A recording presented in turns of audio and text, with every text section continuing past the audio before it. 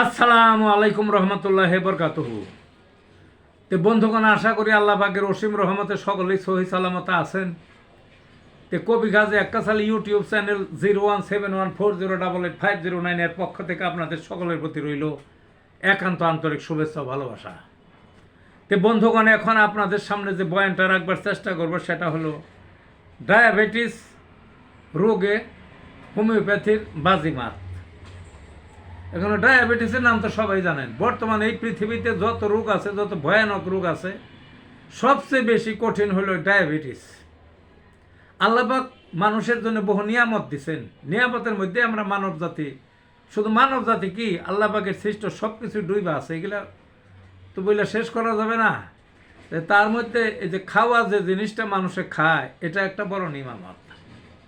ধনী লোক পয়সা করি আছে বাড়িতে, বাসায়, যেখানে যাক প্রচুর খাদ্য খানা, কিন্তু সে খাইতে পারে না ডায়াবেটিসের জন্য। এর সে দুঃখ আর নাই রে। তো যাই হোক, ওই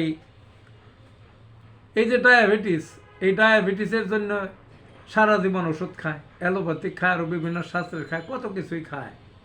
ওই দেখা যায় একটা ওষুধ কতদিন কাজ করে, পরে আর কাজ করে না, পাওয়ার বাড়িয়ে খাইতে হয়, ইনসুলিন নেয়, কত কিছু যায় না, শরীর পর্যায়ক্রমে ঝুঁকির মধ্যে পড়ে। কিন্তু হোমিওপ্যাথিতে আরও বেশি বেশি ওষুধ আছে এই ডায়াবেটিসের জন্য। ওই আছে, মাদারের আছে, পটেন্সির আছে, তারপর আপনার ওই বায়োকেমিকের আছে, আর এখন আরও বিভিন্ন প্যাটেন্ট ওষুধ বাইরেছে এই ডায়াবেটিসের। তো বাইরে গিয়ে আমি দীর্ঘদিন চিকিৎসা করছি, মানব দেহে প্রয়োগ করছি ওষুধ, তো করে দেখছি খুব একটা ফলপ্রসূ হয় নাই। কমন যে ওই মানুষে যেটা বুঝে বা জানে বা ওষুধ দেয়, দেখা যায় খুব একটা কাজ হয় না। তবে আমার পরীক্ষা নিরীক্ষায়, আমার পর্যবেক্ষণে, আমি রোগী শরীরে পরীক্ষা মানে ওষুধ প্রয়োগ করে দেখেছি, শেষ পর্যন্ত আমি একটা সিদ্ধান্তের মধ্যে আসছি, এবং এই সিদ্ধান্তে আমি এখন চিকিৎসা করি। দেখা যায় ডায়াবেটিস নিয়ন্ত্রণ না, শুধু ওই কিছু বছর যদি চিকিৎসা করা যায়, দেখা যায় ডায়াবেটিস তার থাকেই না, শরীরে থাকে না, মানে নর্মালে থাকে আর কি, ওই সেরে যায় আর কি, রোগটা সেরে যায়। সুগার তো একটা পরিমাণ থাকতেই হবে, বুঝছেন না? একটা শরীরে 5 থেকে 6 পর্যন্ত বা 4 থেকে 6 পর্যন্ত বা 6.5 পর্যন্ত সুগার তো এটা থাকতেই হয়।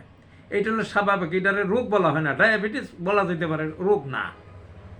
ডায়াবেটিসই বলবো কেন? যদি নাকি রোগ না হয় তাহলে তো ডায়াবেটিস বলা যাবে না। তো যা হোক, এই যে এর অতিরিক্ত যে সুগার, এইটি তো ডায়াবেটিস, বুঝলেন না? এবং এই ডায়াবেটিস যার হয়েছে, আস্তে আস্তে শরীরের এমন কোনো অঙ্গ নাই যে সেইটা আক্রান্ত না হয়, এর শেষ করে দেয় শরীরটাকে, অকালে তার মৃত্যুর মতো অবস্থা হয়ে যায়, বুঝলেন না? তো যা হোক, আমি ওই ওষুধগুলোর নাম আগে বলবো। ওষুধগুলোর নাম বলবো না, আমি ওই যে বললাম না যে আমার গবেষণালব্ধ 5টা ওষুধের কথা আমি বলবো, 5টা মাদার, এবং দেশি খাইলেই চলবে, এবং অল্প দাম। প্রত্যেকটা যদি অ্যাকাউন্টস করে কেনেন, 5টার যদি কেনেন, বড় জোর 500 টাকার ওষুধ, 3 থেকে 500 টাকার ওষুধ কিনলে 1 মাস চালাইতে পারবেন, এবং দেখবেন কয়েক বছর খেলে ডায়াবেটিসের যে অসুখটা থেকে মুক্তি হওয়া সম্ভব। কী কী ওষুধগুলো? একটা ওষুধ হলো সিজিজিয়াম জাম্পো, জামের বিচি দিয়ে বানাইছে, মনে রেখেন। আর একটা হলো অ্যাব্রোমা অগস্টা, কী দিয়ে বানাইছে? উলট কম্বলের রস দিয়ে বানাইছে। আর এটাকে জিমনেমা সিলভেস্টার, এটা হলো ওই মেরসিঙ্গি নামক একটা বিদেশি গুল্ম, আমাদের দেশে হয় না, সেইটার রস দিয়ে বানাইছে।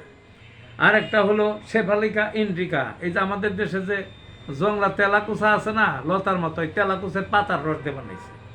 আর একটা হলো আমলকি, আমাদের দেশে যে গোটা গোটা আমলকি পাওয়া যায়, আমলকির রস দিয়ে বানাইছে।